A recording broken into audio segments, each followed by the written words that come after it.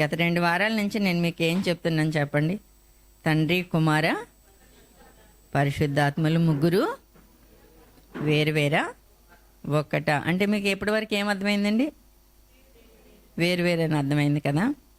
ఒకసారి అర్థం కాని వాళ్ళం ఎవరమైనా సరే మళ్ళీ గ్రహించుకోవాలంటే ఒకసారి చూడండి, మనకి ఎలాంటి ప్రాబ్లం వస్తుందో అర్థం చేసుకోలేకపోతే గనక ఏంటి సాక్ష్యం నిలబడుతుంది రేపు పొద్దున. మనం ఏ రోజున ఇప్పుడు చూస్తున్న వాళ్ళు చిన్న చిన్న పిల్లలు కూడా చనిపోతున్నారు కదండి. క్యాన్సర్ వ్యాధులు ఎక్కువైపోతున్నాయి, కరోనా మళ్ళీ తిరిగి వస్తుంది, యాక్సిడెంట్లలో చనిపోతున్నారు. మొన్న కూడా బెంగళూరు వెళ్తున్న బస్సు కర్నూలులోనే కాలిపోయిందన్న విషయం కూడా మీకు గుర్తు చేశాను. ఇప్పుడు ప్రమాదపు అంచుల్లో మనం ఉన్నామా? అంచుల్లోనే ఉన్నాం కదండి. మన ఆయుష్కాలము 60-70 సంవత్సరాలు అన్నాడు తండ్రి అయిన దేవుడు. అధిక బలం ఉంటే 80 సంవత్సరాలు అన్నారు. అది కూడా ఏంటంట? దుఃఖము, ఆయాసమే. బీపీలు, షుగర్లు, యాక్సిడెంట్లు, కాళ్ళు విరిగిపోవడం, పళ్ళు నొప్పులు, కళ్ళు నొప్పులు, నడుం పోట్లు ఎన్నో ఉన్నాయి కదండి ఇప్పుడు నిజంగా చెప్పాలంటే. మరి ఇలాంటి పరిస్థితుల్లో మనకి ఈ రోజున నిజంగా వచ్చింది అని అంటే తండ్రి అయిన దేవుడు ఇచ్చారని అంటే ఎంత ధన్యులమండి. నిన్న మా అమ్మగారిని కలిసినప్పుడు అమ్మ అంటున్నారు, నైట్ పడుకునేటప్పుడు తండ్రి నిశ్చితమైతే లేవనెత్తు, లేకపోతే నన్ను తీసుకెళ్ళిపో అనేసి ఇదే ప్రార్థన చేసుకొని పడుకుంటున్నానమ్మా అన్నప్పుడు బాధ అనిపించింది.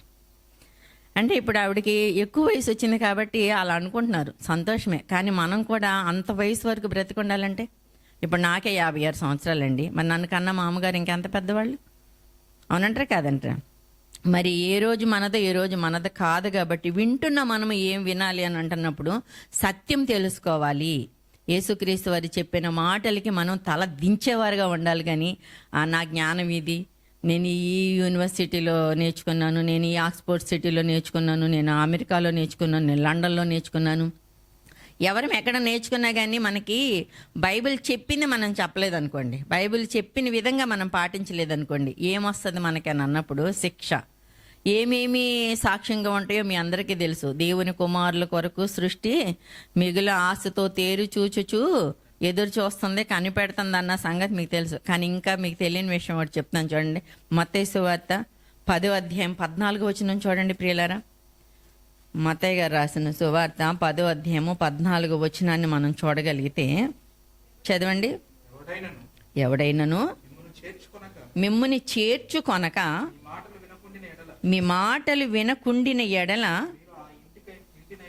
మీరు ఆ ఇంటినైనను ఆ పట్టణమునైనను విడిచి వెళ్ళిపోతున్నప్పుడు మీ పాద ధూళిని దులిపివేయమంటున్నాడు చూడండి. అంటే మీ కాలుకి ఒకరికి, ఇప్పుడు ఇందాక బ్రదర్ చెప్పారు, మీరు సువార్త చెప్తున్నారా, వారం అంతా ఖాళీగా ఉంటున్నారా? సువార్త అంటే ఏంటండి? యేసుక్రీస్తు వారు మన కొరకు భూమి మీదకి వచ్చారు. దేవుని కుమారుడు పరలోకంలో ఉన్న ఆయన భూమి మీదకి వచ్చారు. మన కొరకు తండ్రి మనసును తెలియచేశారు. కాలం సమీపించినప్పుడు భూమి మీదకి వచ్చారు. మన కొరకు 33.5 సంవత్సరాలు ఆయన బోధించారు. అనేకమైన అద్భుత కార్యాలు, సూచక్రియలు చేశారు. అనేక మంది రోగగ్రస్తుల్ని నయం చేశారు. విస్తారమైన అద్భుతాలు చేశారు ఆయన. ఆ సమయం వచ్చినప్పుడు ఆయన ఏం చేశారు? చనిపోయారు, తిరిగి లేచారు. ఇదే కదండి చెప్పడం. ఇదేమన్నా పెద్ద కష్టమా చెప్పండి? దీనికోసం ఏమన్నా మాస్టర్ థియాలజీ చేయాలి మీరు అందరూ? చెప్పండి. ఇలా నేను ఇప్పుడు నిలబడి చెప్పాలి అని నేను చెప్తున్నట్టుగా మీరు కూడా నిలబడి చెప్పాలనుకుంటున్నప్పుడు మీకు డిప్లొమా నుంచి మాస్టర్ థియాలజీ వరకు నేర్చుకోవాలి మీరు. ఇప్పుడు ఏమి నేర్చుకోకుండా కడుపులో కట్టేసి బట్టేసి కుట్టేసామనుకోండి, డాక్టర్ అవుతాడా? ఒక మనిషి ప్రాణం తీస్తాడు కదండి.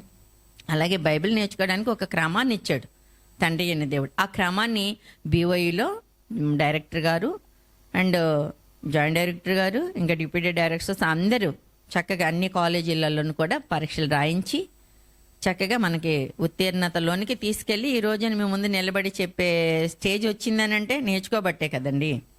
ఇప్పుడు చూడండి, ఏంటంటే సాక్ష్యము ధూళి అంటండి, దుమ్ము. ఎందుకు పనికొస్తుంది చెప్పండి? మీరు తుడిచేసి పాడేస్తాం, అంతే కదండి.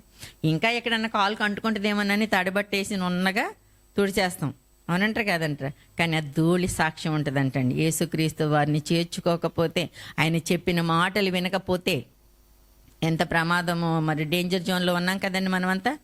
మరి ఇప్పుడు చెప్పండి, మీరు తండ్రి, కుమారుడు, పరిశుద్ధాత్ముడు వేరువేరుగా ఉన్నారని యేసుక్రీస్తు వారు ఆయన నోటితోనే స్వయంగా చెప్పిన మాటల్ని వక్రీకరించి ఈ రోజున ముందుకు తీసుకెళ్తున్నారంటే నిన్న చూశానండి, బాధ కలిగింది.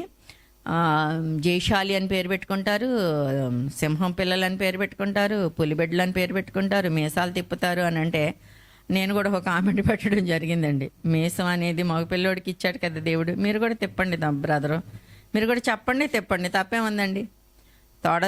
నీ తొడను చరుచుకో అని అంటారు యెహెజ్కేలు గ్రంథంలో తండ్రి అయిన దేవుడు రాయించిన మాట. దాన్ని బట్టి జయశాలి గారు జబ్బచరిచి చెప్తా ఉన్నారు, అవునే కదండి. ఇప్పుడు వెంకట గారు కానీ నేను కానీ వాక్యం చెప్తున్నప్పుడు వాయిస్ రేజ్ అవుతూ ఉంటుంది. ఎందుకు అవుతూ ఉంటుంది చెప్పండి? పరితాపం పట్టలేక అని అంటారండి పౌలు గారు.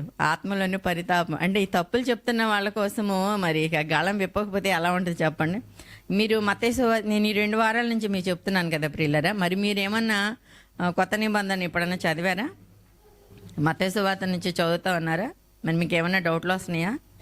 యేసుక్రీస్తు వారు చెప్పింది ఏంటి, మనం ఏం వింటున్నాం, మనం ఏం గ్రహించుకుంటున్నాం అన్న విషయాలు ఏమన్నా కొంచెం మనసు పెడుతున్నారా? పెట్టాలండి, పెడుతున్నారు, సంతోషం, పెట్టాలి. మరి యేసుక్రీస్తు వారు కొండ మీద కూర్చుని మొట్టమొదటిగా ప్రసంగం చేస్తున్నప్పుడు ఏం చెప్పారంటే 5వ అధ్యాయంలో 5వ అధ్యాయం చూడండి, ఆత్మ విషయమై 2వ వచనంలో ఆత్మ విషయమై దీనులైన వారు ధన్యులు, పరలోకం రాజ్యం వారిది అని అన్నారు. భూ సంబంధమైన విషయాలు చెప్పారా? యేసుక్రీస్తు వారు పరలోక సంబంధమైన విషయాలు చెప్పారండి. పరలోకానికి సంబంధమైన విషయాలు చెప్పారు. అది మనకి అర్థం కాక ఉపమాన రీతిగా మనకు భూమి మీద ఏమేమి ఉన్నాయి, ఆవగింజల, విత్తనాల, పులిసిన పిండిల, రొట్టెల, అంజూరపు చెట్ల, ఇలాంటివన్నీ ఉపమానాల కింద తీసుకొని ఆయన చెప్పడం జరిగింది. కానీ ఆయన చెప్పిన విషయాలు దేనికి సంబంధించినవి? ఆత్మకు సంబంధించినవి. మరి ఆత్మకు సంబంధించిన విషయాలు చెప్పుకుంటూ వచ్చినప్పుడు 21వ వచనం చూడండి దయచేసి. అదే అధ్యాయము 5వ అధ్యాయం 21వ వచనం చూడండి ప్రియులరా. నరహత్య చేయవద్దు, నరహత్య చేయవాడు విమర్శకు లోనుగునని పూర్వీకులతో చెప్పబడిన మాట మీరు విన్నారు కదా. ఈ 22వ వచనం చూడండి ప్రియులరా. నేను మీతో చెప్పున్నది ఏమనగా అని అంటున్నారు. అంటే కొత్త చట్టాన్ని ప్రవేశపెట్టేస్తున్నారు, అవునంటారా కాదంటారా? నేను మీతో చెప్తున్నానంటే పాత నిబంధనలు ఏముందండి? కంటికి కన్ను, పంటికి పన్ను. ఎవరన్నా నీ చంప మీద కొడితే నువ్వు కూడా తిరిగి కొట్టే, పళ్ళు పీకేస్తే పళ్ళు పీకే, చేయి పీకేస్తే చేయి పీకేసే అని చెప్పాడు. బాలశిక్ష. మన పిల్లలు కూడా చిన్నపిల్లలు అప్పుడు చూడండి, చంప మీద కొట్టినా, జుట్టు పీకేసినా ఏం అనము. అదే పెద్ద అయినాక కొడితే ఆ కాలు ముద్దు పెట్టుకుంటాం, ఆ పాదాలు తన మొహం మీద తంతాం, తనినా కానీ ఏం అనము, పట్టించుకోము. మన పిల్లలు కదా, చిన్నవాళ్ళు కదని. అదే పెద్ద అయింది. ఇప్పుడు మా సూర్య ఉన్నాడు కొడుకు, వాడు చిన్నప్పటి నుంచి పెంచుకుంటూ వచ్చాం. వాడు కాలు ఎత్తితే మా మీద ఎలా ఉంటుందండి మాకు? అవునంటారా కాదంటారా? నేను చెప్పున్నది ఏమనగా అని అన్నారంటే కొత్త నిబంధనలో నుంచి ఆజ్ఞలు మార్చేశారు యేసుక్రీస్తు వారు. మరి ఇంత చక్కగా ఆయన బోధించుకుంటూ వచ్చిన ఆయన 43వ వచనంలో మనకి ఏం చెప్తున్నా చూడండి. మీరు అది చదువుకుంటూ వస్తున్నారు, నాకు తెలుసు. నీ పొరుగు వారిని ప్రేమించి నీ శత్రువులను ద్వేషించమని చెప్పబడిన మాట మీరు విన్నారు కదా. ఇక్కడ కూడా చెప్తున్నారు చూడండి. ఒకప్పుడు మీరు విన్నారు కదా, మీ పొరుగు వారిని ఏం చేయాలంట? ప్రేమించండి. మీ శత్రువులను ఏం చేయాలంట? ద్వేషించండి అని చెప్పబడిన మాట మీరు ధర్మశాస్త్రంలో విన్నారు కదా.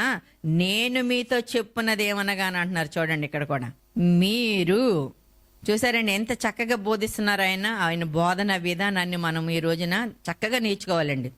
లేకపోతే తండ్రి వేరు, కుమారుడు వేరు, పరిశుద్ధాత్ముడు వేరు అన్న విషయము మనకి ఏం అర్థం కాదు.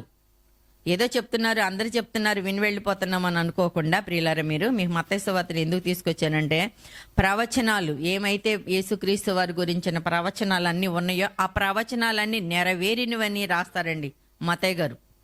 ఆయన రాసుకుంటూ వచ్చిన విషయంలో ఇక్కడ యేసుక్రీస్తు వారి గురించి ఆయన ఏం రాస్తున్నారు? మీరు పరలోకమందున మీ తండ్రికి కుమారులయ్యుండునట్లు అని అంటున్నారు చూడండి. నేనే తండ్రిని, నేనే కుమారుడిగా వచ్చాను అని అన్నారు ఇక్కడ. చెప్పండి. ఇప్పుడు 22వ వచనంలో నేను మీతో చెప్పున్నది ఏమనగా అనేసి అని అన్నారు. ఇక్కడ కూడా ఏమంటున్నారు? మీరు మీ పొరుగువారిని ప్రేమించి మీ శత్రువులను ద్వేషించమని చెప్పబడిన మాట మీరు విన్నారు కదని. ఇన్ని విషయాలు మరి పాత నిబంధనలు మారుస్తున్నప్పుడు, కొత్త చట్టాన్ని మనకి అప్లై చేసి బోధిస్తున్నప్పుడు ఏం చెప్పాలండి? ఒకప్పుడు నేను మీకు మరుగై ఉన్నాను, యెహోవాగా ఉన్నాను, నేనే కుమారుడిగా వచ్చాను అనేసి అని చెప్పాలి కదండి. మనకి ఎక్కడ కూడా అసలు ఆ మాట ఉండదండి. మత్తయి సువార్తను సాధ్యమైనంత వరకు మీ అందరికీ నేర్పించడానికి ఇష్టపడుతున్నామండి మేము. చూడండి ఏం చెప్తున్నారు? మీ పరలోకపు తండ్రికి. ఎక్కడున్నాడంటే తండ్రి? మరి భూమి మీద యేసుక్రీస్తు వారు ఎలా ఉన్నారు? శరీరధారిగా ఉన్నారు. శరీరధారిగా ఉండి ఆయన ఆత్మ విషయాల గురించి బోధిస్తూ ఏం చెప్తున్నారండి? ఆయన మొట్టమొదటి ప్రసంగంలోనే, కొండ మీద ప్రసంగంలో ఏం చెప్తున్నారు? మీరు మీ పరలోకమందున్న మీ తండ్రికి కుమారులై ఉండినట్లు మీ శత్రువులను ప్రేమించండి. చట్టం మారిందా మారలేదా చెప్పండి? మార్చారా? మార్చడానికి యేసుక్రీస్తు వారికి అధికారం ఉందా? ఉంది. సర్వాధికారం ఇయ్యబడింది అని అంటారు. ఇంకా 48 వచనం కూడా చూడండి ప్రియులరా. మీ పరలోకపు తండ్రి పరిపూర్ణుడు గనుక మీరును పరిపూర్ణంగా ఉండవలెను. మీ పరలోకపు తండ్రి అని అంటున్నారేంటి? మీ పరలోకపు తండ్రికి మీరు కుమారులు అవ్వాలంటే అని చెప్తున్నారేంటి యేసుక్రీస్తు వారు? ఆయన మాట తప్పంటారా? కాదు కదండి. తండ్రి అయిన దేవుడు, యెహోవా అని పాత నిబంధనలో పిలువబడిన తండ్రి అయిన దేవుడు పరలోకంలో ఉంటే యేసుక్రీస్తు వారు ఈ కొత్త చట్టాన్ని ఇస్తున్నప్పుడు ఈ ప్రస్తావన తీసుకొచ్చారా, లేకపోతే అనాలోచనగా పలికారా? మీరు చెప్పండి. మీ అందరికీ తెలుసు కదండి బైబిల్ ఎలా రాయబడింది. ఎవరన్నా చెప్పాలి ఇప్పుడు. బైబిల్ ఎలా రాయబడిందండి? పరిశుద్ధాత్మ దేవుని ప్రేరణతో రాయబడింది. దేవుని మూలముగా పలికిరి అని అంటాడు. అవునా కదా? మరి తండ్రి అయిన దేవుడి నోటి నుంచి వచ్చిన మాటని యేసుక్రీస్తు వారే స్వయంగా ఇక్కడ ఆయన ఏం మాట్లాడుతున్నారండి? కొత్త నిబంధనలోనే కదండి, మత్తయి సువార్తలోనే ఉన్నాం కదా మనము. ఏం చెప్తున్నారు? మీ పరలోకపు తండ్రి పరిపూర్ణుడు గనుక మీరును పరిపూర్ణముగా ఉండండి. 5వ వచనంలో చెప్తున్నారండి. 6వ వచనం కూడా చూడండి. మొదటి వచనం, మనుషులకు కనబడవలెనని వారి ఎదుట మీ నీతి కార్యము చేయకుండా జాగ్రత్త పడండి. లేని ఎడల పరలోకమందున్న మీ తండ్రి యొద్దకు మీరు ఫలము పొందరు. ఎక్కడున్నారంటండి తండ్రి అయిన దేవుడు? మీరు మనుషుల ఎదుట మీ నీతి కార్యాలు చేయకుండా జాగ్రత్త పడండి. ఎవరినైనండి, మనం కూడా ఉపకారాలు కలిగిన భోజనాలే చేస్తామండి. సమాజంలో అందరిలాగానే మనం ఉంటాం. అవునంటారా కాదంటారా? కోపం వస్తుంది. కోపగించుకున్నప్పుడు ఏం చేయాలి? మీరు ఉదయం కోపగించుకుంటే అస్తమయం వరకు మీ కోపం ఏమైపోవాలి? చల్లారిపోవాలి, తగ్గిపోవాలి. సూర్యుడు వెళ్ళిపోతున్నాడు కదా, 2 గంటలప్పుడు బాగా మండుతూ ఉంటాడు. మీ కోపం వచ్చినప్పుడు మనమందరం కూడా అలాగే రగులుతూ ఉంటామండి, ఇంటి వాళ్ళ మీద, బయట వాళ్ళ మీద. కానీ సూర్యుడు అస్తమించే సమయానికి మనం ఏం చేయాలి అని అన్నప్పుడు తగ్గించుకోవాలి. అవునా కదా? నీతి కార్యం అని అంటే నువ్వు క్రైస్తవుడుగా కనిపించాలి అని అంటే కోపగించుకున్నప్పటికీ కూడా సాయంత్రానికి నువ్వు వాళ్ళని సమాధాన పడేటట్టుగా ఉండాలి. ఆ సమస్యని పరిష్కరించుకునేటట్టుగా ఉండాలి. అది నీతి కార్యం.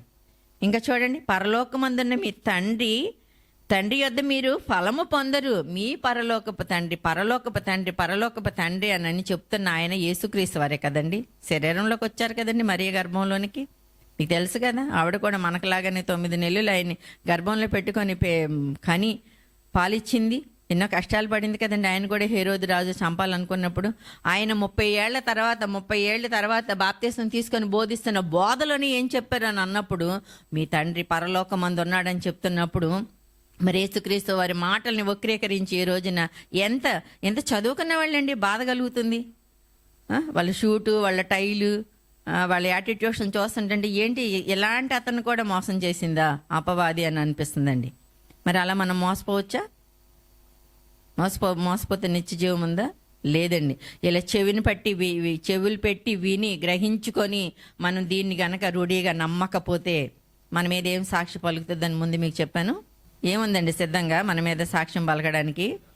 ఎవరైనా యేసుక్రీస్తు వారిని చేర్చుకొని ఆయన చెప్పిన మాటలు వినకపోతే నీ కాలును అంటుకున్న దుమ్ము కూడా సాక్ష్యం చెప్తుంది అంటండి. ఒకరికొకరు మనం వెళ్ళి నేను చెప్పవసరంలా, దేవా నేను సంఘంలో నిలబడ్డాను, మీరు వేరు, యేసుక్రీస్తు వారు వేరు, పరిశుద్ధాత్ముడు వేరు అని నేను చెప్పానని ఏం చెప్పనవసరం లేదండి. మనకి దుమ్ము కూడా సాక్ష్యం ఇస్తుందండి. ఈ రోజున అనేక మంది చెప్తున్నామండి, మేము యూట్యూబ్లోనా, లేకపోతే ఎలా కలిసినప్పుడా, లేకపోతే ఇంకా చర్చిల్లోకి వెళ్ళినప్పుడా, అనేక ప్రాంతాలలోనే చెబుతూనే వస్తున్నాం. విన్నారా? నిత్య జీవానికి వెళ్ళగలుగుతారు. వినలేదా? మీకు చెప్పాను కదండి, యేసుక్రీస్తు వారిని తండ్రిని కుమారుని ఒప్పుకొనని వీడే క్రీస్తు విరోధి. ఎవరైతే ఒప్పుకోకుండా ఉంటారో వాళ్ళు క్రీస్తు విరోధులు అన్న విషయాన్ని మనం ఇప్పటికీ మర్చిపోకూడదండి. మరి సమయం అవుతుంది కనుక ఇంకా ఈ విషయాలలోనే మనం ముందుకెళ్దామండి. 6వ అధ్యాయం నుంచి ఈ అవకాశం ఇచ్చిన అధ్యక్షుల వారికి, దైవజనులైన వెంకట్ గారికి హృదయపూర్వకమైన వందనాలండి. Thank you.